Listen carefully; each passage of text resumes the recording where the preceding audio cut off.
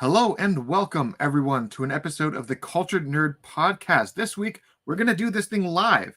We're going to actually talk about the Hollywood Reporter's big drop this morning about Superman Legacy's casting. They apparently have a handful of names that are the front runners, according to Boris Kidd over at THR, and it's caused quite a stir. So we'll see what happens. But let's talk about that casting and let's talk about kind of everything else going on in the world of nerds. So sit down and enjoy as we jump right into it.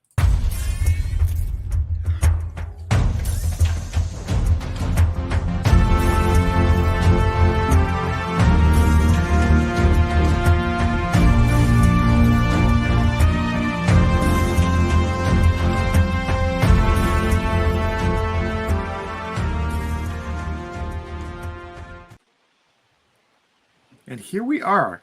TJ, could you actually go landscape? Landscape, you got it. Perfect, much better. Sorry, All I'm right. on vacation mode. Yeah, but you got older. You got a little older. You had a birthday, and I know. I did. it made me I got also 1 year. realize that I am 6.5 months older than you, and I didn't realize it. So Yeah, well, there's that. welcome to the party. Late for me, right? So Late for you, yeah. Michael's was last month around Memorial Day, was it? Your day after my dad's birthday, I think, and I Happy forgot to belated, text you. Michael. Thank you very much. Happy birthday to you. Happy birthday to everybody. Everyone's going to have a birthday. You should have a special day. Where in the world are you right now, TJ? I island hopped. I went from Maui to Oahu. So I don't know if anyone can see this. I'm at the Just a gorgeous vista just a overlooking gorgeous the little- ocean. yeah. I'm at the Four Seasons right now. I splurged. I splurged. Speaking of splurging, I feel like a bunch of Superman news hit. I also feel like this is us like sprinting at something that's going to slow down really quickly, correct? Like, 100%. like this is going to be, we're not going to hear much about this for a while, correct? Right. So it's funny because, like, sorry, I just had a cough there. It's funny because Horrible. you have San Diego Comic-Con supposed to be next month.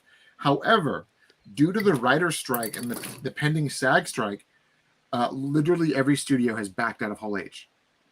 Even H, and right now, the only one that hasn't confirmed to not be going is DC Films / Warner Brothers. HBO already backed out of it, but the word is that if the strike is still continuing in the next couple of weeks, no one's going to go. So is that too? Is that because the writers are saying don't go? Like we don't want to put on the Hollywood. We don't want to put on a happy face because Hollywood's not happy, or is that the studios not wanting to promote things that the writers are working on? Yes. So basically what it is Yes. that the studios are basically in the mindset that there's nothing to say yet because the contracts are not done. Everything's on a standstill. We don't know how it's going to go. If the writer's strike keeps going, we can't announce release dates because obviously things are changing. So it puts everyone in a very weird spot. And they're basically like, we may just not do it. So I thought it was interesting because I think just this last week, Marvel, Universal, Disney, Sony, HBO, Netflix, like literally everyone's like, we're not going this year. And like Hall H is kind of imploding on itself. Okay. Well, Taylor and I remember what Comic-Con was before the studio system took over. Yeah, and it was a very different event. And then in the mid-2000s, it became, this is where you launch your mega movie franchise and keep those fans happy. You give them cast, you give them all that stuff. So what does Comic-Con look like if it's actually focused on comic books? And do you think anything steps into that spot? Do you think like Sony wants to come show off something with Uncharted? And I'm not even talking about Sony movies. I'm talking about video games. What do you think takes that spot? I don't know, because honestly, it's kind of a weird spot in general because, I mean, you and I, we talked about, you obviously just mentioned it. We remember Comic-Con when it was just about the comics. And without the studios showing up, it'll go back to just being about the comics. So, and the thing is, I think a lot of people don't realize, I talked to a few other people that apparently SAG stuff and writer strike stuff does still apply to video games. Like that's actually still a thing. Right. So it is one of those things where if the strikes are in place, games are also kind of halted too. Okay, well, then let's treat this like a YouTube convention. Who are the top creators? Give them 30-minute time slots, and they'll fill that Hall H. I'm just honestly it's such a weird loss for how like I don't know. I heard behind the scenes that apparently the SAG strike may not even be happening. They voted yes on it, but the studios are like, oh shit, oh shit, oh shit, and they immediately are trying to deal with the SAG strike instead of the writer strike first.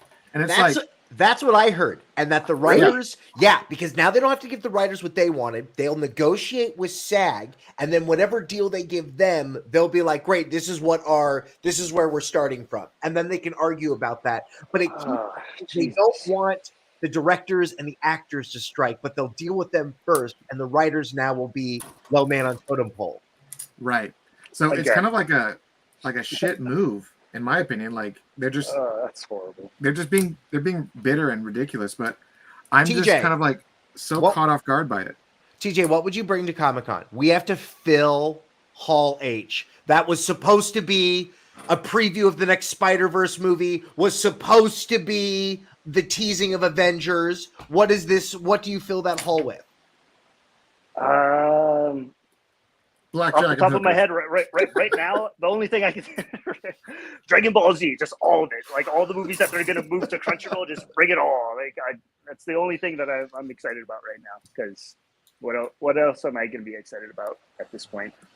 What was interesting and mentioned that you brought that up was that apparently it's some anniversary for Dragon Ball Z, and Toei Animation was planning on going to Comic-Con this year for some announcement. But I don't think they're going anymore, right? They might not be going anymore, which is kind of like, that sucks. Or do they go now because now they have all of Hall now they have all right? I mean, I'm going to let you know, if Avengers doesn't get announced that day, them saying Goku's coming back for one more go around is a big deal. Because isn't there more Super? Isn't the woman who does the she's like, all right, if we're going to do the show, we got to do it now. I mean, Bulma just passed away. And why not do it right now since everyone else is backing out? You'd have the whole hall basically to yourself. You can promote it. You can bring like all of that anime stuff. Like, bust it out right now. Like if DC, if all Hollywood is not going to show up to Hall H, what else are you going to fill it with? It'll become Anime Expo. That's what it is. Right, yeah, like what else are people like fanatics about? And that's one thing that I'm and you know what else? There's so many communities that meet up. Like I could very clearly see it just be. This is welcome to the best cosplay convention of the whole year, and everybody's going to talk about it because you could really do something that way and turn it, make it an experience that way.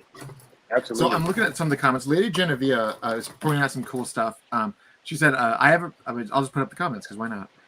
We're doing it live. I have a press badge for Comic-Con with flights, hotel already booked. I have no idea what I'll even doing there. Yeah. That's the reality for a lot of people who have prepared for this, because this normally is a big thing every year, and if it's not going to be a thing, then it's like when people were preparing for E3, and then like Nintendo's like, now we're not going, and then Sony's like, no, we're not going either, and then E3 is like, okay, we're closed, and just immediately shut down, and everyone is like, oh no. Dude, I've always wanted to go to a Comic-Con or an E3. I've never been able to. I know. I think during the pandemic, we were all planning to it, and then I think that it didn't happen because I was still working for Hawaiian Airlines at that time, and I was like, oh, I'll just fly over, no big deal. Yeah, and then it never happened, and I was so bummed. We'll have TJ get everyone standby passes. The buddy passes, yeah. We had this whole plan to get all free tickets. A plan, and they burned us, man. E3 was a wonderful forest fire. Because it's everything you want. It's like, this is where I want to be. Forest fire. But it's so stressful. And it is the video game industry trying its hardest to get you hyped for the Mario game they're re-releasing. I will be so hyped. I'm still hyped for it. I don't care. Mario RPG looks great. I'm excited for people to play Mario RPGs. I played the advanced RPGs and loved the Superstar Saga stuff. So I grew up with Nintendo. I'll always back them up, regardless of whatever anyone wants to bash on them for doing something different or abnormal, whatever. I don't care. I love Nintendo, and I love PlayStation, and I love Xbox. I love video games. Who cares? Bring it all on. The movie did so well. How do you get Princess Peach? Like, right? Like, obviously, they're making a Peach Galaxy game or something like that. But they're obviously like, how do we get these characters playable right now? Yeah, let's get. Which just means we're going to see Genome. Guys, Super Mario Brothers 2, the movie, we're going to see Genome in that movie for sure. So what Nigel, you're saying is like, I think doing reunion panels, retrospective panels is a good option, but I don't know how much time they have to plan those things. There's a lot of those shows right now. I think that the cast from Boy Meets World has their own retrospective show. Obviously, the Smallville guys have their show going on. The Lawrence brothers have their Brotherly Love reunion show that they're doing. Like, there's a lot of reunion stuff happening there. So I could easily see them like just be like, hey, guess what we're doing? Comic-Con, we got it. That could definitely be a thing that happens. Yeah. It's crazy that there's not enough comic books to talk about at Comic-Con. Like, that industry it's such a the term for the convention is almost, it could be called NerdCon or GeekCon or something like that. It is Comic-Con because it has the prestige of being in that place. But like, what a huge evolution it's going to go through. And you know that this is just going to be the hiccup in the year. Because next year, if they can be there, they got to be there. Yeah. And that's what's going to happen. I mean, it's kind of like how, like, the first Comic-Con after the pandemic was such a huge deal for people. It's going to be like that again. If the writer strike destroys this year's Comic-Con, next year, it'll have to be the year that they fix it. Well, let's talk about everyone's favorite topic, movie ticket sales. Not having Comic-Con is a huge missed opportunity to maybe get some last minute hype for some movies that are coming out. Because the last one did awful. It's doing bad. It's, you know what I mean? It's like every single time now it's just been like the audience is not there for it. And I don't know what they do. I don't know how they get that momentum back. It's interesting because I was watching this thing and they were talking about how like ticket sales in general for just comic book movies in general is pretty terrible. And when I looked into it, I'm like, oh, no, Marvel's not suffering. But then I looked back and I'm like, no, Marvel kind of is suffering too because Ant-Man and the Wasp tanked. Guardians of the Galaxy did great because people knew those characters. But they were saying that what's happening with DC is that people are essentially just over it, right? I mean, Marvel's been doing their thing for years. DC has been kind of rocky ever since it launched 10 years ago with its DCEU. It started off good and then just trickled down to like obscurity. But someone pointed out that with Marvel, after Endgame, that was like the moment where all the legacy characters were kind of gone. It was done. It was like, now it's time to like throw tons of new characters to the wind. Let's throw all these new shows, these new properties, these new movies, these new concepts. And no one cared anymore because they fell in love with the legacy characters for 10 years. And now, I mean, the last of the legacy characters, which were the Guardians, are now done. So it's like, what do they have next? I mean, the next movie that they have is the Marvels, which if you've seen some of the leaks out there, it actually is sounding a hell of a lot better than the first movie. But it's not getting hyped up at all because people don't really care about that character. That character started in the end of phase 3? Like, it's not a huge deal for people. So like comic book fatigue is kind of a real thing right now because audiences are like, the characters that we like aren't on the screen. And that's kind of what's happening. Well, there's a TJ, you go because I have an idea about this too. You go first. I was just talking about it because I know, was it just last week we did the show on the Flash and everything, and so we watched it when it came out. So I just watched it again. When did I fly over here? Yesterday? I don't know. So me and my brother and my sister-in-law watched it just yesterday or 2 days ago, and my brother had seen all the reviews right like beforehand. We watched the movie and we came out of it, and he looked at me. He's like, "So why were the reviews bashing this movie? It's actually my brother doesn't know all the ins and outs of all the drama that people go through, right? He's a general audience viewer, if you will. And I've fed him some tidbits here and there from what, Taylor's told me, like some of the behind the scenes things that keep him up to date. But at the end of the day, he's like, the reviews don't match what happened with the movie. Like, unfortunately, the word of mouth of people that either got to see a screening way before, right? Right. They screened it back in April and whatnot, and some of the reviews. And he's like, it really was a fun movie. Like, yeah, was it perfect? No. Like, for him, he didn't understand why the reviews didn't match like the heart of the movie, the essence of the movie. Like, yeah, so what? The CGI wasn't perfect, but at the same time, can you suspend reality for just a second to just enjoy the movie, not to critique it, but just sit there and enjoy the movie for what it was. And it was great for him. He was like, yeah, that was a fun movie. I enjoyed it from start to finish. Not every joke landed, but not every joke lands. Even if you watch the Dumb and Dumber, not every joke lands for people, for every person. It doesn't land for every single person. So what? I don't know. That's a tall order. That whole movie lands for me. No, joke for joke. You're right. Some of those jokes go over your head, though. See you later. I know. I'm kidding. I'm kidding. Yeah, you know, like at the end of the day, it's a superhero movie. It's the Flash's first live action feature film. It showed you the multiverse. It showed you a lot of heart. It had some jokes. It had some fun. It was light. It was dark. It was fun. It was a good movie, and he didn't understand why the reviews that he read were just completely bashing it over and over again. And I don't know, is it superhero fatigue? Is it just people in a fraction that don't like where the direction is going? They want to voice their opinion. Whatever it is, we're in a weird spot with superhero movies that people just either want what they want, or they're going to critique the hell out of it because they're comic book aficionados.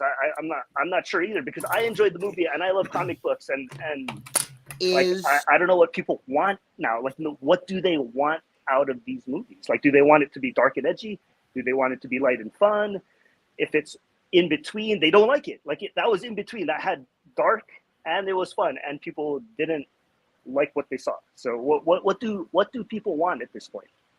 How can you make everyone happy? Because you can't. So how do they go forward, right? How do they go forward as DC?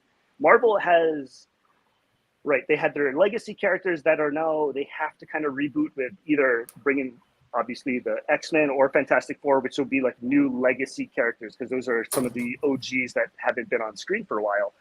DC has to reboot with the main guys that were just on screen, right? So that's a little bit more of an uphill battle. But at the same time, what's going to make everyone happy? Because at this point, no matter what people put out, they're just not happy with what's coming out. Right. Yeah. I was going to ask you, is Indiana Jones a superhero movie? To like children of the 80s, kind of. You know what I mean? Because I feel like after Temple of Doom, is it not Mugurum Sugarum? I wonder if that's everything goes. But I wonder if that's going to hit the same problem. I wonder if the reviews are going to be bad for it, and people who go see it are going to go, I really liked it. You know what I mean? Because I'm so torn on that movie. Guaranteed. I'm going to watch Indiana Jones and the Dial of Destiny, and I'm going to come out loving it. And I know my brother's going to love it. I know my dad's going to love it. And then I know people younger are going to be like, well, what was the point of that? That argument's still going to be there, because I did talk to a handful of people who saw the movie already, and I know a lot of people who, I mean, I've had everything spoiled for me, and I'm like, they did that, really? That's that route they went. Like, I'm questioning some of the motives behind it, but at the same time, I'm a sucker for Indiana Jones. Like, I'm going to show Jones, anyways. Right? Like, yeah. I will. So watch. Are we part of the old guys that just like, you know what? I grew up with that.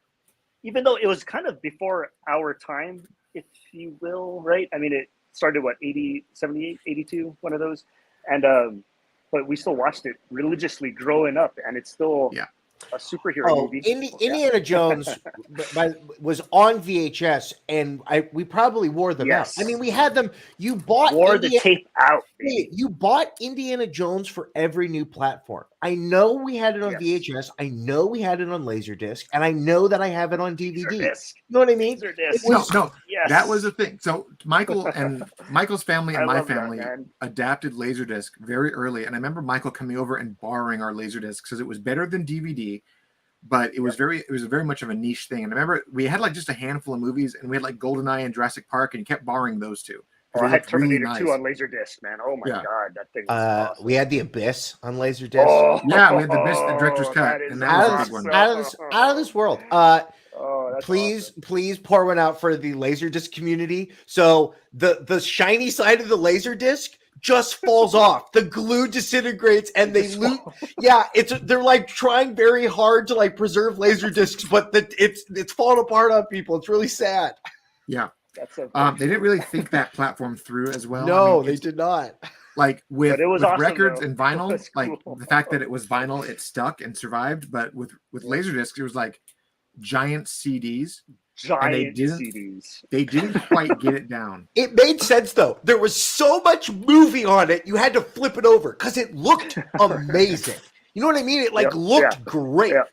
Oh, cliffhanger. I had a cliffhanger on that too. That was something else. Yeah. Anyways, so we did kind of fluff a little bit for 20 minutes. Sorry about that.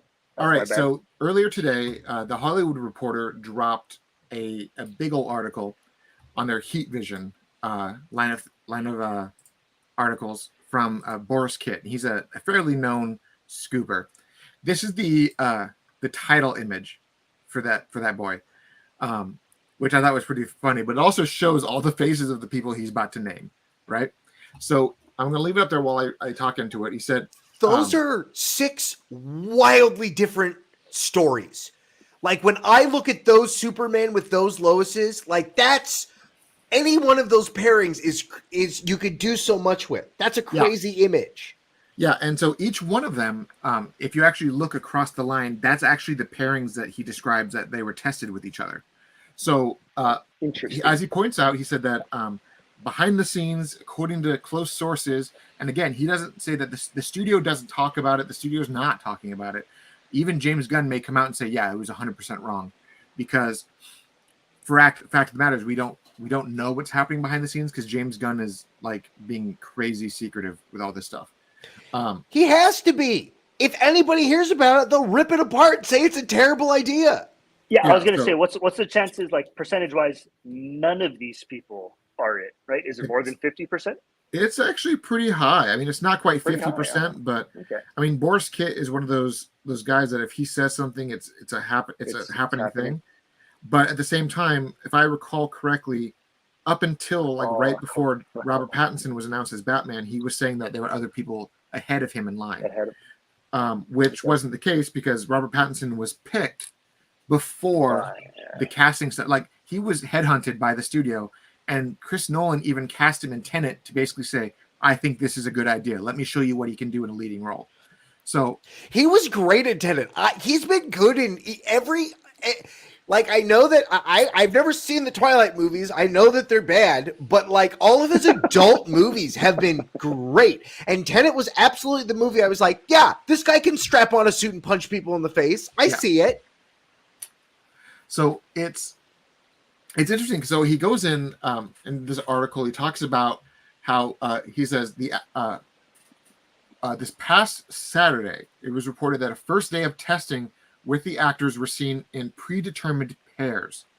And each pair was Nicholas Hoult and Rachel Brosnan, the middle two, and Tom Brittany and Phoebe Denver, the bottom two, and David Cornsweet and Emma Mackey, the top two. And he says that each one of these were screen tested with several films. They were each given several scenes to film, which were the males were in makeup and wardrobe as Daily Planet reporter Kent, and the females were as plucky journalist Lois Lane. Then on Sunday, Holt, Brittany, and Cornsweet did another series of screen tests. However, Emma Mackey was the only one to portray Lois with each of these. Interesting. So it was very interesting that they said that, and he goes on and says that sources caution that that just because Mackey segued into the second day does not mean she's the front runner for Lane, although it may be hard not to draw that conclusion. I keep thinking about the source material and that he wants to do it based on that comic book. The bottom guy kind of looks like that Superman. But at the same time, he also said that he's not basing it off of All-Star Superman. He's taking the vibe of All-Star Superman. Like the characterization, not the source material. Like this is going to be Superman in this world because of this reason and this reason, but he's not going to be like fighting Atlas or doing stuff like that. He's not going to have his like Like it's that's not the story he's telling, but he's going to be basically saying he based the characterization off of that version. The top guy is so beautiful, GQ. You're telling me he grew up in a farm in the middle of nowhere? The two middle guys, I absolutely believe that they grew up on a farm somewhere. Yeah. So there's a lot of interestingness about that, and it was always interesting because every time I asked him, like, hey, so is David Cornsworth really the front runner? And everything I get back was that maybe the studio wants him, but realistically, James Gunn is not the kind of person that chooses the obvious choice. Right. And David is the obvious choice. And that's why I'm always like, I don't think this is going to be what people think, because he looks like a young Henry Cavill. I get that. But at the same time, he looks like a young Henry Cavill, and he's too obvious of a choice. Yeah, and they got to look different. They can't look like the last batch. They need to in a picture, when you see it, you need to be like, "Oh, that's that Superman." If it looks like the Diet Coke Henry Cavill, it's not going to taste the same. Exactly.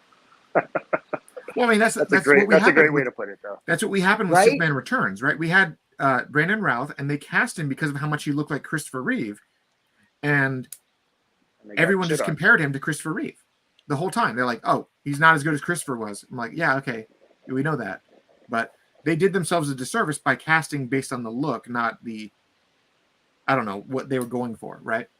So they're saying that these 6 total were the ones that are kind of like in the driver's seat for these roles, but that's not necessarily means that's the only people up for these roles. So someone brought this up. I'm not sure I believe this list. I will say that, just in my opinion, I'm venting, but David would be a slap in the face to fans. I honestly do. I think that David looks too much. I mean, a lot of people have already said that David Cornsworth is the American Henry Cavill, and you can see it. I think this reporter has good resources. Think that these 6 people showed up on lot, and there's not a lot happening, so they got seen, and they are working on this thing. Now, have other people probably done this and we didn't know about it? Absolutely. 100%. And are more people going to do this screen test? Absolutely. But these 6 just did it on Saturday and Sunday. Yeah, and then they were seen. He's also prefacing saying that not only that, but the casting should be completed by this next week. So it's like, okay, he's really putting himself in this like, if he did. That's a small box right there. Taylor, what if he cast Robert Pattinson? Because they are not shared universes. They're completely different, but he's also Superman. Wouldn't that be a hell of a thing, right?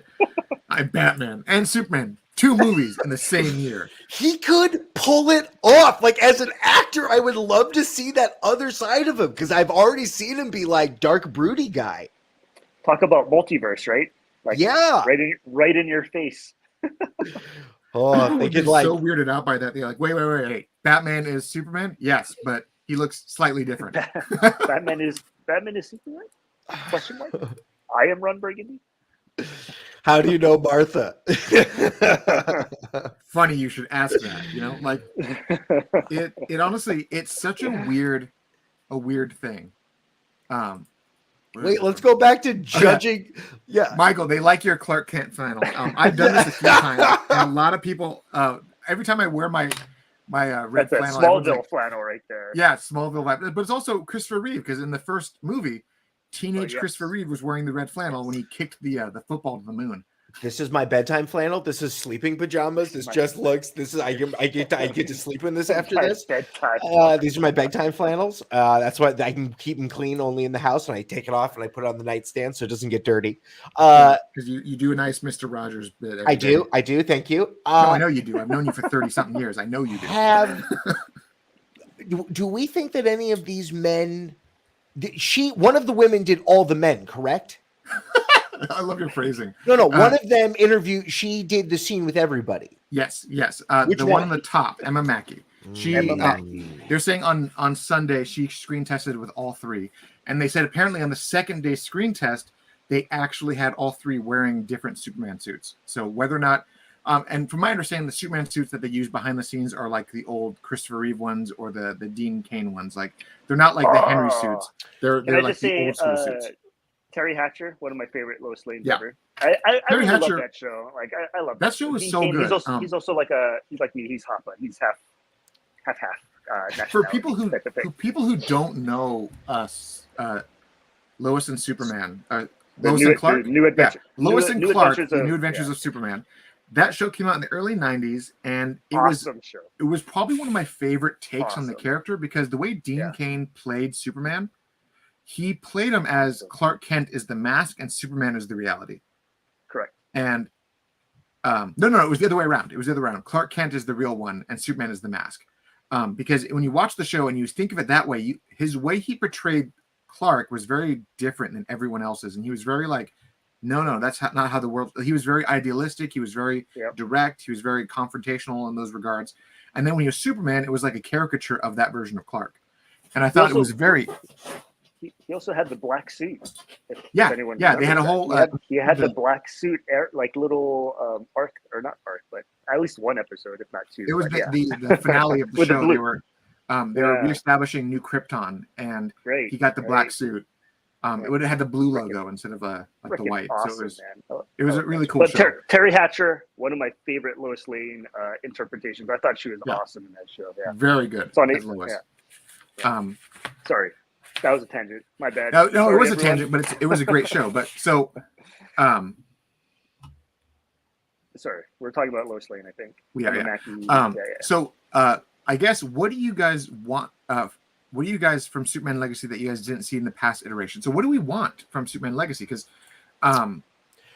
as a person, okay.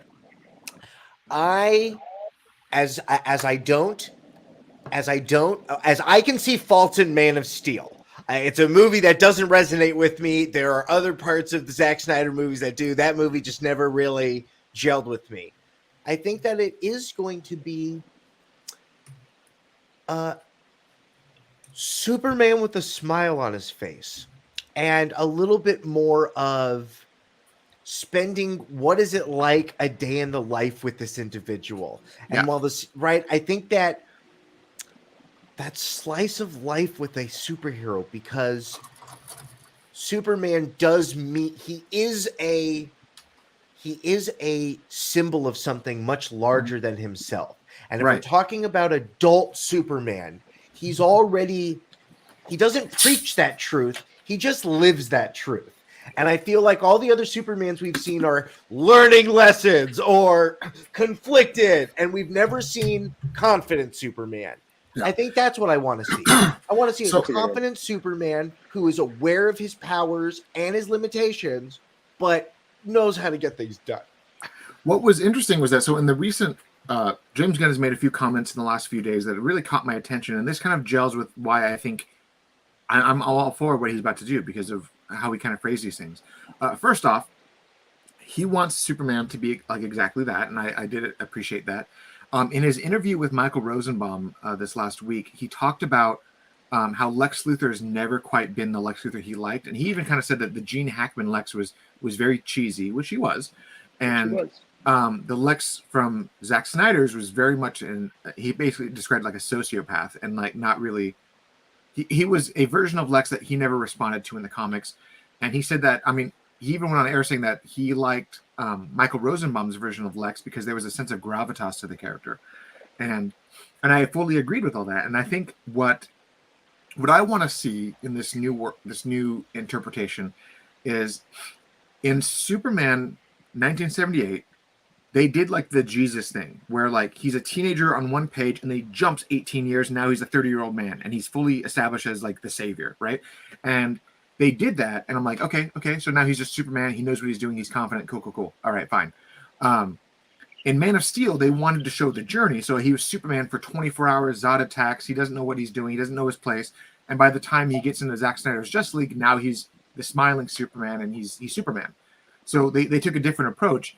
James Gunn has said that this version of Superman is going to be on the year 2 version of Superman, where he's already Superman. And it's more about Clark Kent fitting into the Daily Planet ecosystem than Superman fitting into the world. And I'm good with that. That sounds fantastic. But we also know that he's very much in the, like, this is the version that you got Perry White, you've got Jimmy Olsen, you've got Lois Lane, you've got all these these characters that are going to be part of Superman's lore for necessity, right? Because I've always felt that Lois is like his heart, but Jimmy is like the person that connects him with humanity. And Jimmy's like, yeah, he's always portrayed as really dorky, he's really ridiculous, but he's also like Superman's confidant. He's Clark's friend and Superman's friend. He's the person that is like, I see you as the layman, and you are what every human, what I expect every human to be. This salt of the earth, just awesome, idealistic kid. And he loves, and then Jimmy brings that part out of him, and that's what I always liked about Jimmy Olsen. And then James Gunn even said that this is the version of Superman that's going to come into the world where superheroes already exist. So it's going to be interesting to see that he's going to turn on the news and he's going to see reports from other heroes doing things and all this, and he's going to be like, but I have to be true to myself and my version of who I should be. Question. Yeah. Does Superman have a famous like issue 1 bad guy? Like when you think of the Fantastic Four, you instantly think about that image of them fighting on the streets, right? They're fighting that green monster thing. Yeah. Does he have an iconic, like if this is year 2, oh, did you see he beat General Zod? Like it has, what was the, who was the big year 1 villain that he beats off screen?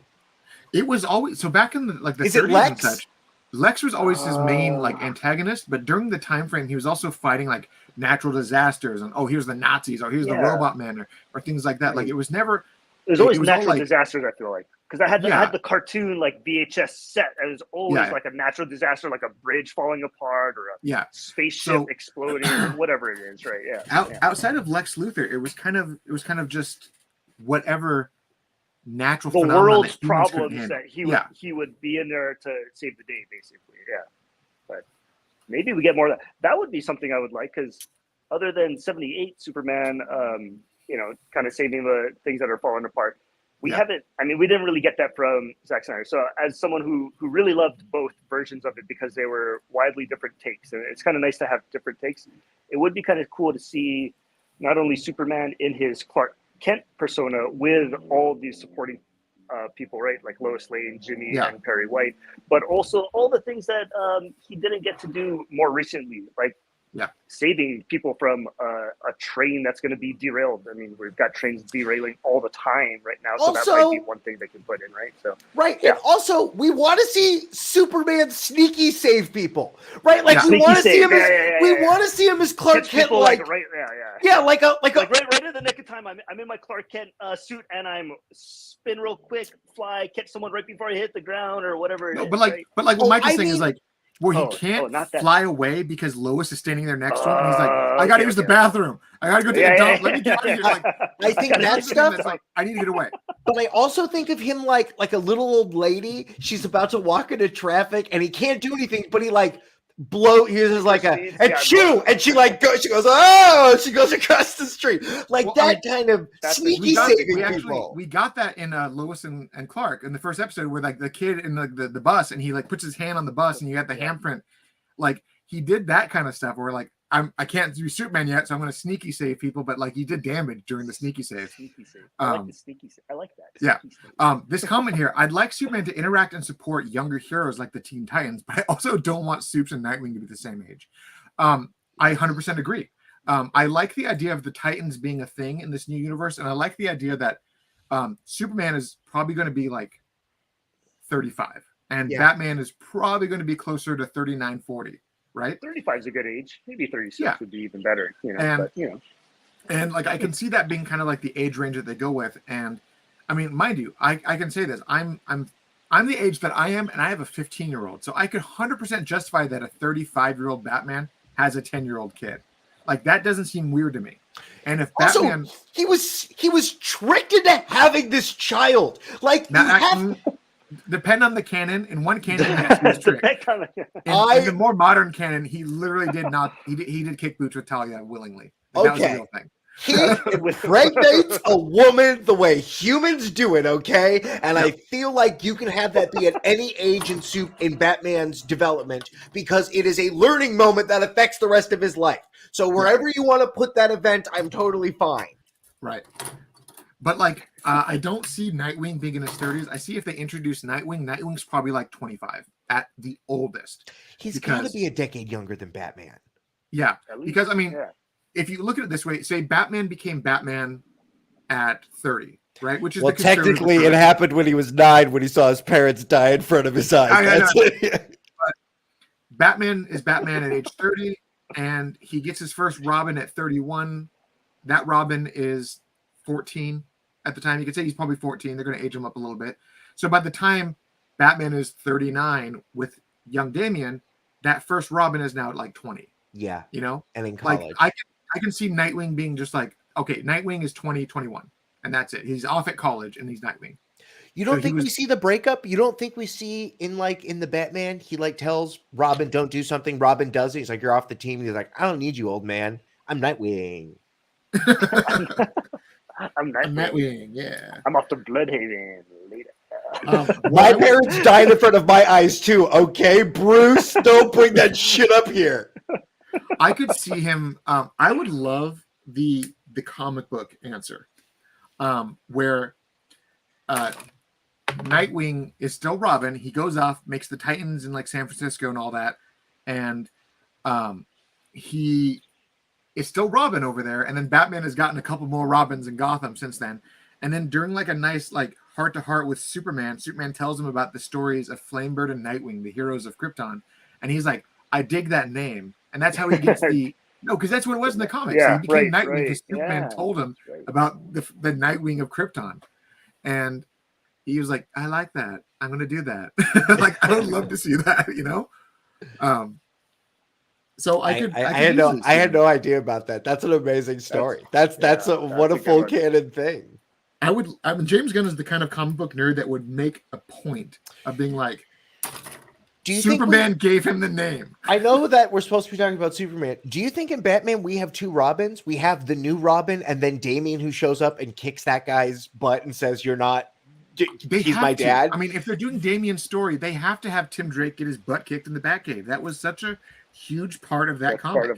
That's a part of it, yeah.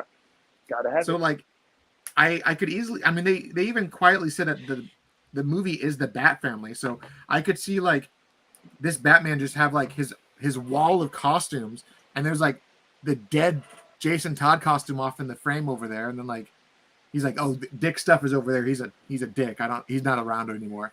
And Tim is like going around in his new outfit, and then I could 100% see that. It's gonna be like that scene in Roger Rabbit. Damian's gonna go like put his fingers on a glass when it's all dusty, and he's like, "Don't touch that. That's my dead brother." Like he's like, "Oh, okay." Yeah. I'm reading some of the comments. I'm going to bring one up. So James Gunn's always had some heartfelt or emotional moment in his films. How do you think James is going to bring that out in Superman? Because obviously Superman can save the world. It's going to be through all those people. It's going to be those people because normal people, right? And just because you have the ability to save the world doesn't mean you necessarily get to intervene in the lives of people in this way. And I think that's going to be the thing that always tears him apart. I mean, it's kind of like how in Superman 78, his dad dying of a heart attack was such a heartfelt moment because he even said it. I have all these powers. I can do all these things, but I could not save my dad from his own health. Like that was something that was out of my control. It's something I cannot do. And I could 100% see, like, if anything makes it from the page of that book to the screen, I could see James Gunn do the suicide scene, where the kid is up on the roof about to kill herself, and Superman comes down and says, you don't have to do this. And they're like, there's nothing for me. And he's like, then I'm going to sit with you until you're okay.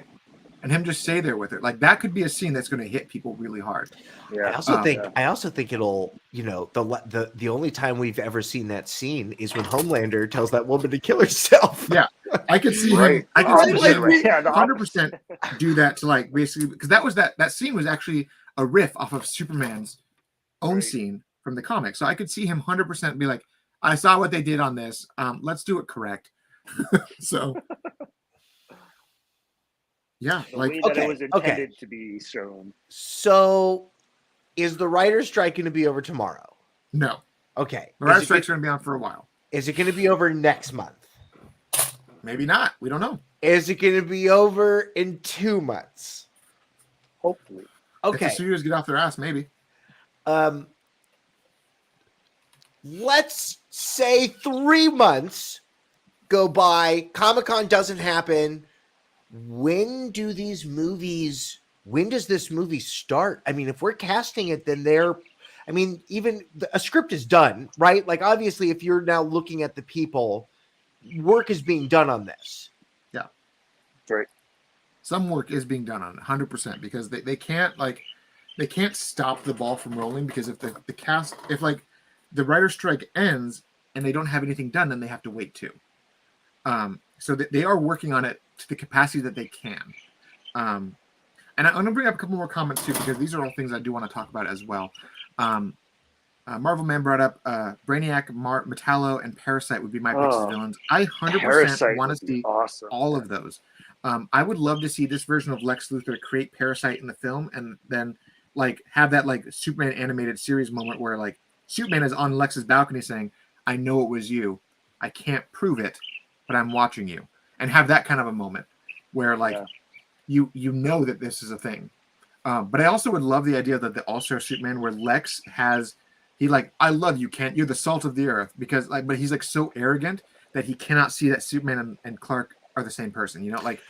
I think you have to do that scene. I feel like that whole thing is so sticks out in my mind in the animated one, in the reading of that. It's such a weird adventure. It seems like a perfect B adventure, because here's Superman not being able to be Superman. You know what I mean? Like, we're forcing him to be in another position. Also, I would love to see Metallo. I feel like a Metallo fight on screen, him like just absorbing cars and being a mech robot, I think would be dope. Yeah, Metallo live action, just because it's never been seen, right? I mean, it's Terminator with a kryptonite heart. A kryptonite heart, right? Yeah, I mean, in some capacities, can absorb machines and make himself stronger by assimilating them. It's like Superman vs. Terminator sounds like a great movie. If you were to tell your TJ's brother, friend, and sister, what is this new movie? It's Superman vs. Terminator. They go, hell yeah, I want to see that movie. Yeah, right. Next comment that popped up, Culture New. Do you think they could bring up Batman and Batgirl and she finds that she's pregnant by Batman? I hope 100% that James Gunn is smart enough not to do that, because I know that was a big thing that Bruce Timm did, and he was like, "Oh, I like the idea of Batgirl and Batman knocking boots." Like, Bruce Timm loved that. I hate it so much because it's super weird. It's almost statutory in a way, because Batman is like, I was going to say, right? Like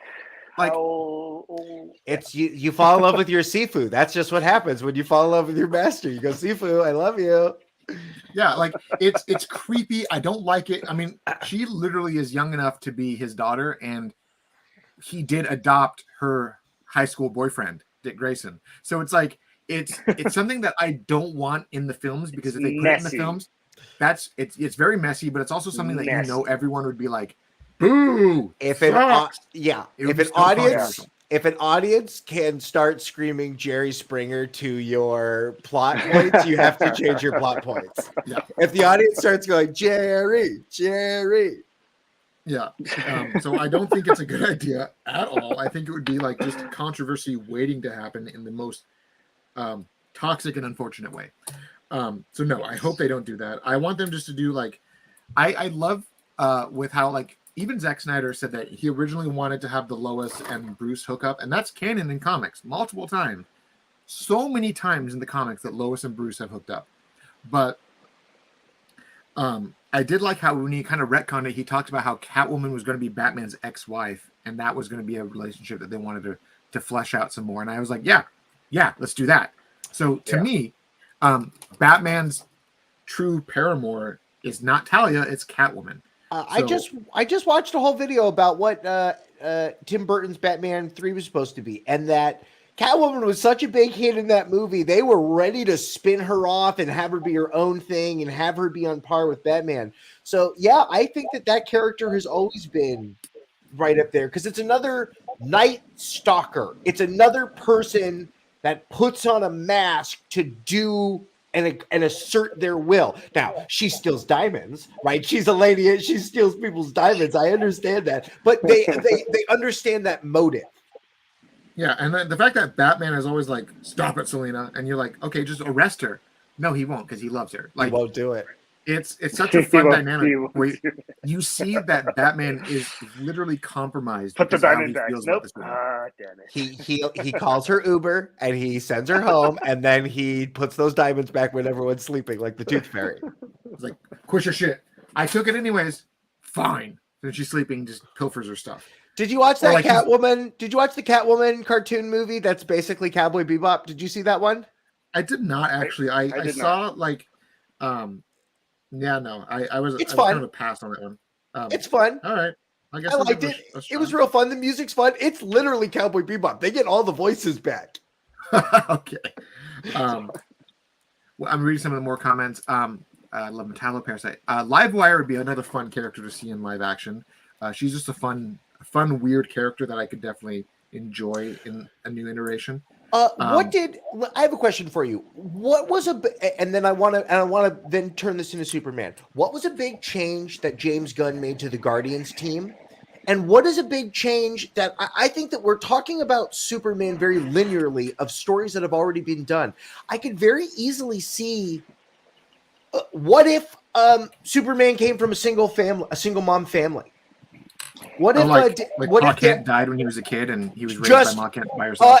No, yeah. The crater when Superman showed up, the crater that was made, Pa Kent was investigating it, fell in and broke his neck and died.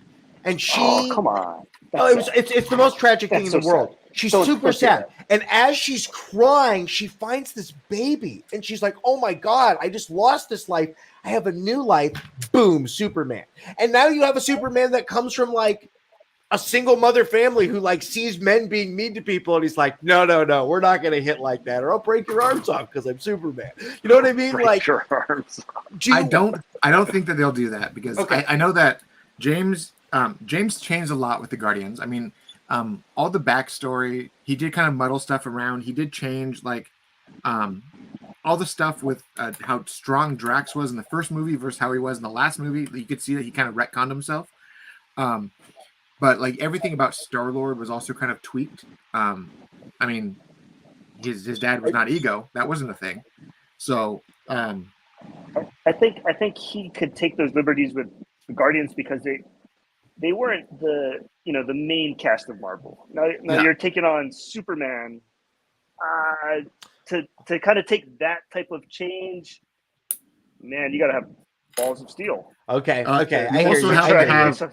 to have a lot more clout than anyone in Hollywood to make that kind of thing. Because even J.J. Abrams tried to reinvent Superman in the early 2000s, and the studio was like, you can't do this. So like the studio knew that would be hard to get past the studios to say, hey, we're going to change the backstory to normal Superman. Let's reinvent like the character on a fundamental way. Yeah, not Red Sun Superman, but like classic Superman. We're going to change his backstory. That might be a little too jarring for. I'd love to see a what if show of J.J. Abrams movies that never came. I'd love to hear his pitches animated because I feel like he has an idea for every franchise, and then like 2/3 of them all said no to him. Yeah, because they were all friggin' weird. Don't get me wrong. Like I like J.J. Abrams a lot, but some of the stuff that some of his reinventions, I'm like, dude, that won't sell. Why? Why are you trying that hard? I have to go back through the canon. We would have to do a whole show where we talk about his movies one by one because I enjoy all of his movies, but at a certain point, you're like, come on, bro, you're just doing a love letter to Steven Spielberg here. Yeah. I'm going to pull up another comment because I thought this was interesting. This is a cool one. Brainiac could also participate in the making of Metallo. I could see, to me, in my mind, I could see a 3-part overarching storyline for the trilogy where Lex is communicating with Brainiac and helping him find Earth or something. And in exchange, Brainiac is providing him with technology and leaps and bounds. Ooh. And he's using technology to make things. I could see that be a thing. That would be a lot of fun. I like that. With this comment, hopefully we get the Fortress of Solitude because James did say we're going to get Crypto. I could see that. I could also see Crypto just being like his farm dog and it just being like he has just like a normal dog. Crypto. Yeah. But I 100% believe that this version of Superman will have a Fortress of Solitude, and it's going to be no way are they not going to have a CG dog. Look at what he did with Baby Groot. They are absolutely going to have a Superman crypto dog that's going to do things like crypto's going to save people. And on the news, you're going to see crypto like on top of a building, eating a giant bone or something like that, like at a museum. Does crypto have a cape? Maybe. It's a tiny cape. It's a tiny cape, but yeah, it's a tiny cape. Yeah, it's a tiny cape. How tiny are you talking about? Like a Sailor Moon cape, like a halfback, like tiny cape. No, come on. Yeah, you're gonna give him a cape. You give him a cape. You don't give him a half cape. It's a tiny cape. You know what though? I could also just see him in a tight-fitting space dog suit, like a Krypton, like this is a Krypton dog suit. Like he can poop in the suit. Like it's fine. It takes care of all the dog's problems. We have very different views on what we want to see with DC, man. I don't even know. I'll just tell you this. They've done. Look at what they've done with that Krypton dog. That dog had his own movie. That dog is in every Scooby-Doo thing. There is a lot of eyes. That feels like a studio note. Like, yo, you're putting that cute dog in it because we can sell that to McDonald's. Like that's why. I feel like that's why you're going to have it be that sort of thing. But the fact that James Gunn's even said that they're not getting studio notes this time around because they're in charge means that the studio can't say we need to sell toys for crypto. He'll be like, no. So okay. I could see crypto having a reference. I could see crypto being like just at the Fortress of Solitude only. Because like even in like the New 52, crypto was kind of this weird alien looking dog. It wasn't a lab looking dog. It was creepy. So I could see him be like, this is my weird he doesn't go out. Like, he doesn't go. He's what you call a dog on this planet. Yeah. It's like he's the closest thing to a dog you can get, but we don't take him outside because he scares children. So I could see that. That'd be super fun. And James Gunn likes all that body horror stuff. You know what I mean? You could have a crazy looking dog. Yeah. So I'm reading through some of these things. Why don't they bring the voice actors from Livewire to do Superman Legacy? I think she's a little too old for it, to be honest. I mean, because she wasn't. Let me see, Livewire animated series. Who did her voice? She was voiced by Leslie Willis. No, that was not her. That's the character. Who voiced you, Livewire? Are you talking to an AI or are you just talking at us? Are you talking? I'm narrating myself. Okay. Okay. She was voiced by Lori Petty, who was born in 1963. So she is like 60. So no, she's not going to come back as Livewire. That'd be fun, but no, they wouldn't do that. It's a much different love story. Okay, it's a much different love story if we bring that woman into the mix. It's just maybe that's the change we were talking about. Superman loves old women. So I'm reading another comment here. Since superheroes will already be established, would you like Superman to know these other heroes, like their civilian identities, like Bruce, or start out fresh? I think Superman will start out fresh. There was the long rumor saying that the Authority is already going to be established in this movie, and he's going to basically not want to be them. So I could easily see him be like, I know who these people are because I'm a journalist and I figured it out, but no, they're dictators, they're fascists, and I'm going to be the icon of hope. So I could see X-ray vision. If they have any identification on them, like I feel like Superman knows lots of things. Like if you have a heart arrhythmia, he's going to recognize you. You know what I mean? Like he looks at people on a different level. So like, yeah, he knows who people are, but he probably doesn't tell them. One thing that I always liked about Superman in the comics that has literally never been done on the films before, in one of the comics, I think it was Earth 1 Superman, they talked about how Superman is actually extremely intelligent, and he pretends to be dumb so that he doesn't get noticed. Like he said that they maintained a C average in high school so that he wouldn't get on anyone's radar. Like he actively sought a C average. Stayed under the radar, yeah. But he's really smart. He's like another thing, like when they did Captain America in Marvel, they didn't quite explain the fact that Captain America has a photographic memory.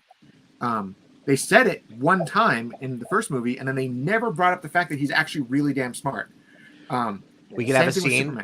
We could have a scene with Superman where his English teacher's like, "Clark, you got a C on your test." He's like, "Well, I guess it was just too hard." He's like, "Right, but Clark, you only missed every third question." This shouldn't like you spelled out your mother's name in Braille or something like that. Like you got it wrong, but why would you do that? He's like, I don't know. Like, I don't know. Yeah.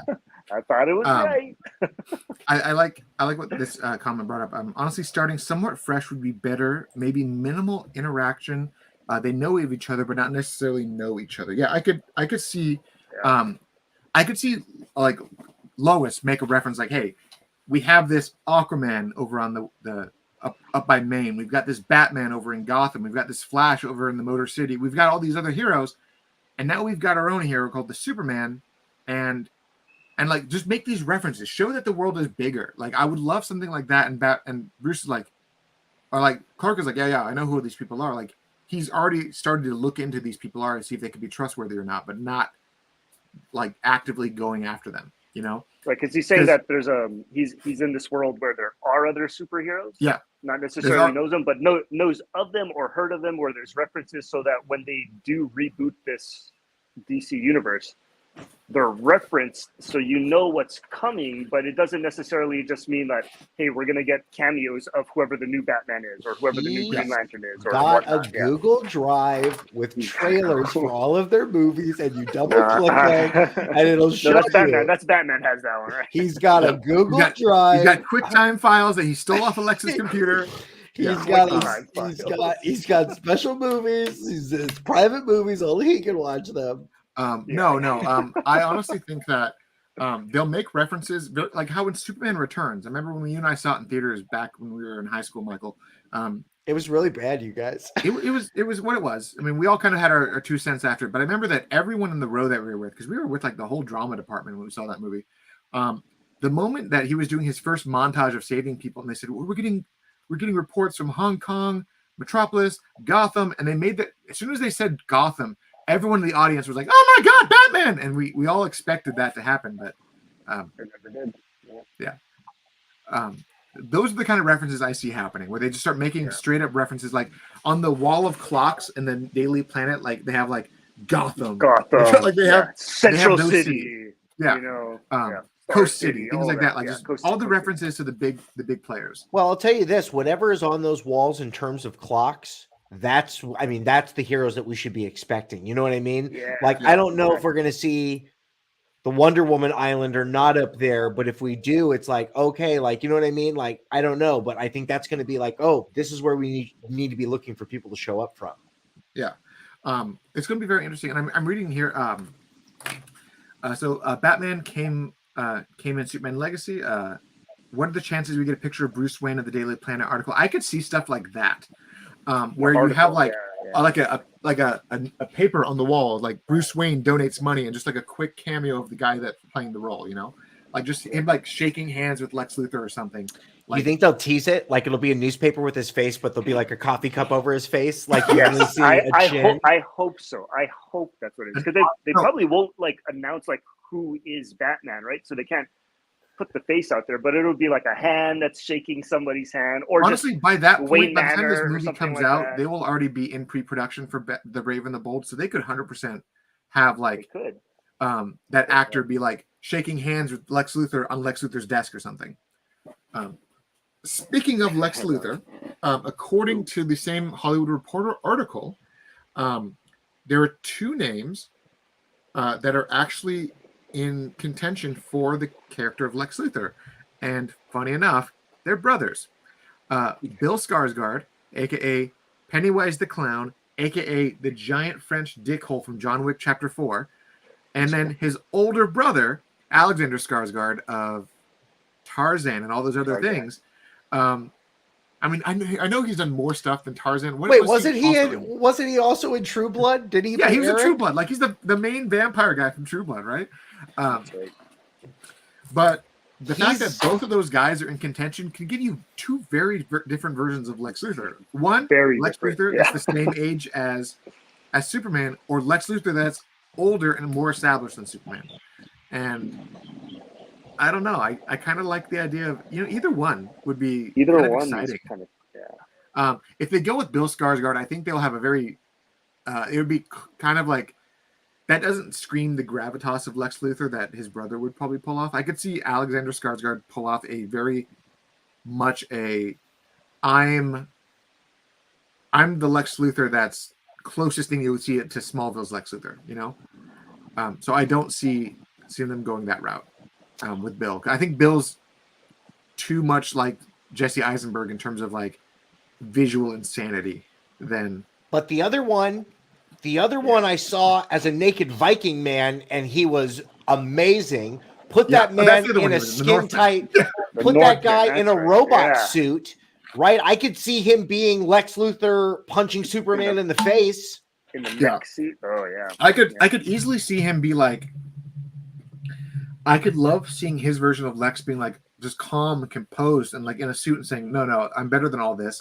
And then just losing his shit in the suit, like, I am better than you because I am smart. Like, and I could just see that duality out of Alexander far more than Bill. Bill loves to be a creep and likes to play creepy characters. And I don't see him being like, I don't see Bill Skarsgård as the character, the version of Lex that the public would be like, oh yeah, he's Bill Gates. He's the one we trust with our secrets and money and stuff. Like, I don't see public's trusting Bill Skarsgård, you know? Yeah, but you know what? You just brought him up that John Wick 4. John Wick 4 guy, that was like a Lex Luthor guy. That's like a Nazi Lex Luthor guy. You know what I mean? Like, that's pretty good. Play the American version of that. He was like a very Lex-ish persona in John Wick 4. John Wick 4 is to set up the next John Wick movie, which is why it wasn't very good. It's okay. They just like paid off a bunch of things, but now we need new set pieces. I feel like they did the best of the car set pieces. It's like, great, now we need to see something else. But I can now see him. I like how the comments are like Bill Skarsgård as Joker. Like, yeah, he did such a good job as Pennywise the Clown. I could 100% see him pull off the Joker. He'd be a great Joker. He would be a great Joker. But it would also be like, okay, now he's just typecast as Joker because he's the creepy clown in every movie. Like, I could see him not want to do that. Yeah, right. Oh, man. But on that same note, like, we'll see what happens. We will see what happens. I mean, we'll see what happens sooner rather than later, to be honest. Like, it seems like we're getting much closer to this fabled casting, and it could very much be like literally every other casting in Hollywood where they all say that, oh, this is the front runner, this is the front runner, and then like some dark horse out of nowhere comes out. Somebody else, yeah. Oh, it's not him at all. Like, they even kind of say this in the it's actually the article. Michael Rosenbaum. Yeah, Michael Rosenbaum is back. That'd be fantastic. But he says this in the article. The search brings back memories of the testing that led for 2011's infamous Green Lantern, in which actors had to play cocky pilot Hal Jordan and a mask-wearing space cop from the Green Lantern Corps. The casting came down to Ryan Reynolds and Bradley Cooper, but the linchpin was the mask. Some inside studios preferred Cooper, but he fared poorly in the superhero costume tests. The same situation is very likely to play out in Superman Legacy. Another thing that they also don't bring up is that a lot of the studio did not like how Bradley Cooper portrayed himself in the costume. It wasn't how he looked in the costume, but he didn't know how to do the superhero voice, so he did the Batman gravelly voice while he was wearing the costume. Oh. So they also kind of leave that stuff out. It's not so much how the character looks as much as how the character portrays. Like, which one of these actors can play off visually distinct versions of both Clark and Superman, enough to where you can see that there's a duality between them. Are they going to play the exact same person in each scene, or is there going to be a distinct, like kind of like how Batman was in the animated series, where Kevin Conroy did two different voices for the characters? Like, are we going to see something like that where there's a distinct duality between the characters, or we're just going to get Brandon Routh where it's dorky Superman and dorky Superman, like where he was directed by Bryan Singer to play the same person in both. So are we going to see that duality? So I think that's another thing that we have to also consider, like, which one of these actors, or is there not even one of these actors that could play both roles in a different enough way to where you could conceivably argue that, yeah, they've convinced the world that they're not the same person. The guy, the middle guy, the guy from The Great, the Beast. I mean, he played two versions of himself in that season, and he did a great job. I think that what makes Superman interesting to an actor is to have them have those differences. Like, if one slouched all the time or something like that. Like, I don't know if that's Superman-y enough, but it is actually in All-Star Superman, right? No, in All-Star Superman in the comic, they drew him where Superman the whole time was kind of walking around like this, because while he was buff, his torso stretched out and he looked actually in shape. But when you have like physical weight on you, when you slouch, your stomach looks like you're fat, and it made him look like he was just very stocky. So that's why they did Makes that. Your chest look smaller and all, yeah. When you're So slouching, I could easily see that they do also visual cues to make them look different. Where like, oh, this Superman has a slouch here, or Superman does this here, but it's intentional. That's part of the gag. So there's a lot of very interesting casting that's going to be coming up very quickly, and I could easily see that the way Gunn's going to do it is we'll probably see the Mama and Papa Kent in flashback form, or like old Mama Kent talking to him on the phone, and then like a flashback during the conversation. But it's not going to be like Man of Steel, where like half the movie was young Superman becoming Superman. She'll say, I'm having a really great time at my library convention. Remember, with great power comes great responsibility. Bye. Yeah. Take it more seriously, Michael. But when it comes down to it, I mean, like I said, I think everyone is saying, oh, David Cornsweet is going to be the Superman, and he very well could be. But I don't think it's going to be the case, just because I don't see James Gunn making that obvious choice. It's too on the nose. Who are the dark horse? Who are in production right now? But like Hollywood is slowing down, so maybe somebody who is contractually in something is now freed up to meet Gunn's shooting schedule. Yeah, I mean, what also you can think about is like, for everyone I've looked to behind the scenes says that every name that has come out publicly, or any actor or anything that's leaked an audition tape or anything online or anything like that, like there's been a few people that have made their waves on social media with their audition tape. There are so many NDAs, so many contracts, so many things behind the scenes that are happening that there's likely a bigger list that of people that aren't even being talked about because of how much secrecy and security is behind this casting. So yes, these 6 names came about, but these 6 names also could have came about because these people were not going incognito into the studio as well as they could have. So it's fully possible that these are these 6 people, these 8 people for these 3 roles are the top ones. Fully possible. But there also could be a much bigger list that have already auditioned and are already on the short list. So Barbie finished shooting. Ken's available. Could we get Ken to be Superman? Could we get the guy from Drive? There's 8 Kens in that The movie. main Ken, the guy from Blade Runner 2049. Could he be a Superman? No, Ryan Gosling. The guy from The Notebook? Ryan Gosling is not going to be in it. So we'll see what happens. But Ryan Reynolds. Ryan Reynolds, yeah. On that note, I think one thing I also want to point out is that a lot of people who think that James Gunn is like kind of just acting alone. There was a very interesting comment about how on the podcast he did with Michael Rosenbaum, where he talked about his bachelor party where he had all of his friends get together and tell stories, and they made a reference to how some of the people that were there, and I was really shocked that Chuck Roven was among the people that was at the bachelor party. And then it made me realize that James Gunn is actually far more connected in the studio hierarchy than people are giving him credit for. Like, Chuck Roven has been the guy who's been behind almost every interpretation of Batman since like the 80s. Like, he and Michael Uslan were like the main guys running that corner of DC for years. And he was at James Gunn's bachelor party. So there's a lot more studio support in favor of James Gunn than people realize. And I'm inclined to believe that these 6 names have come out because someone is allowing it to come out. Not because it was leaked, but it was meant, it could easily just be a distraction. Like literally on every bit on the news, you always see how like, what's the big headline? What's the big headline that's distracting you from the real stories? Like, it very well could be this. These are the 6 names that popped up because they're trying to test other people this week, and everyone's looking at these 6 instead. You know? Yeah. So this could be the kind of misdirection that is fully possible with a studio that's trying to tighten up the leaks right now. Yeah, this might be the carrot to make somebody pull. Like, listen, we got 3 other Supermans. If you don't sign that contract today, we might have to go with the guy from The Great. Like what they did with Robin Williams and Jack Nicholson. You saw that same video. We saw the same video on our YouTube algorithms. I mean, it's just grew up in the, that was my. I see you're a man of taste as well. It's like how close was Tim Curry to be the animated voice of the Joker before? Oh no, he actually recorded dialogue, and they thought he was too scary, so they took him out. So they took him out. So I mean, that could be all fully possible. Very interesting, very exciting news here coming up. Another interesting comment. So Clark not getting bothered by someone dissing Superman would be refreshing and interesting. I agree.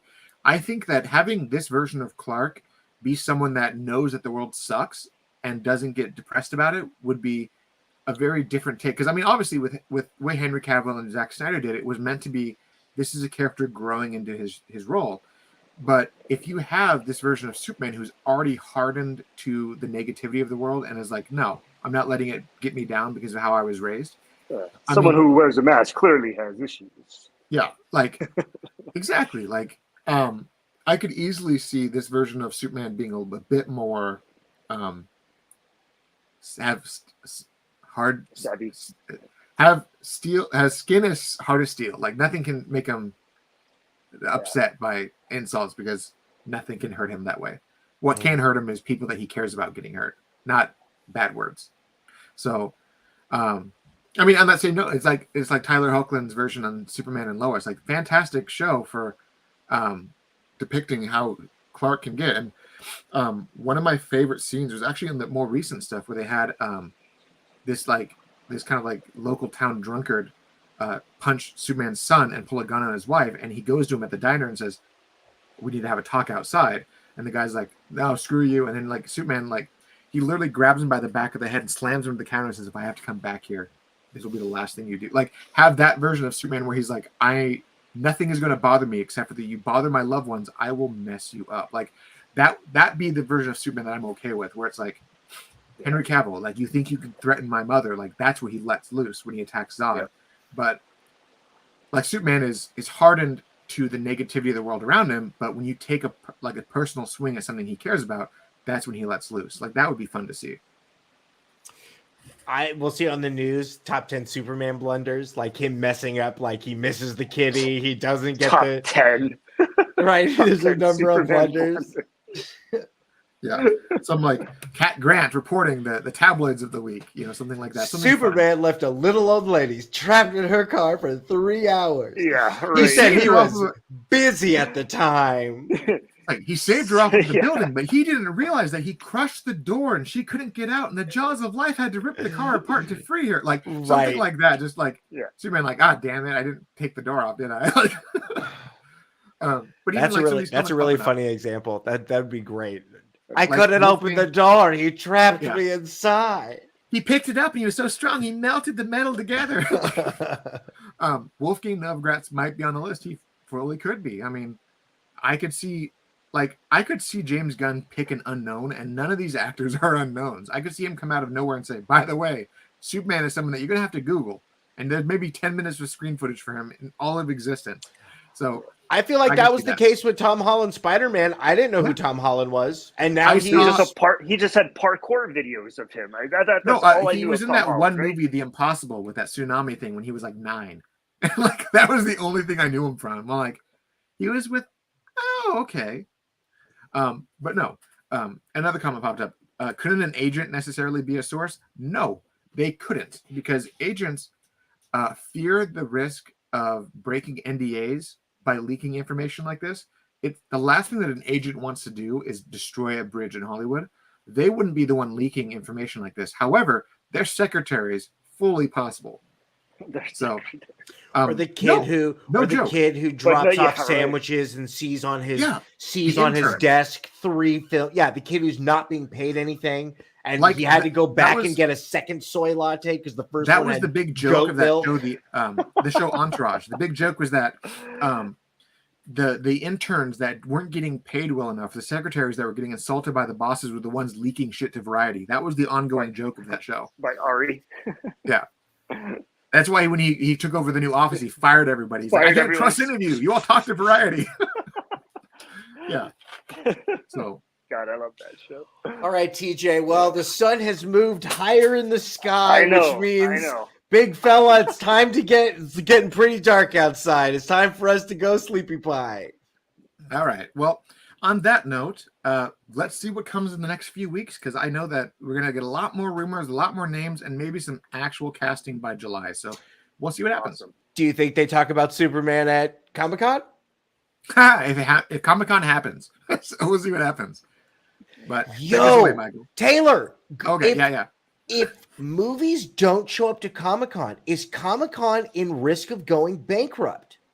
Comic-Con may defer a year if all of their sponsors and supporters and all the studios that bought out show floor space back out at the last second. It's a really big windfall for San Diego. A lot of vendors make a lot of money. This is a big guaranteed income for a lot of people. And if a third, 2/3 don't show up, that's going to make people worried. If all the major studios are backing out, that's very bad for a convention that's about major studios showing up. So, well, we're not brought to you by any major studios. We're brought to you by patreon.com/theculturednerd. Thank you so much for all of your shekels. Thank you for keeping us open. Thank you making it so we don't have any corporate masters, except all of you wonderful people. Thank you for your dollars. Thank you for keeping the lights on. Thank you for letting us keep this going so we can bring wonderful guests like TJ on. TJ, thank you for joining us this week. Thank you for having me this week. He's part of the TCN family. He's been around. I'm glad. I'm so glad he is. These people are in our families. If you have your cell phones and want to become a part of our families, whip them out, open up that camera app, and then take a picture of that screen. Go give that a follow. Hit Taylor's up on the socials. Listen, this world is a breaking news of fast, and who knows where all this is going to leave. What is true today is gone tomorrow. Thank you so much for joining us. He's been Taylor Murphy. I'm Michael Santel, the wonderful TJ. We'll see all you kids and cats next time. Bye. Bye.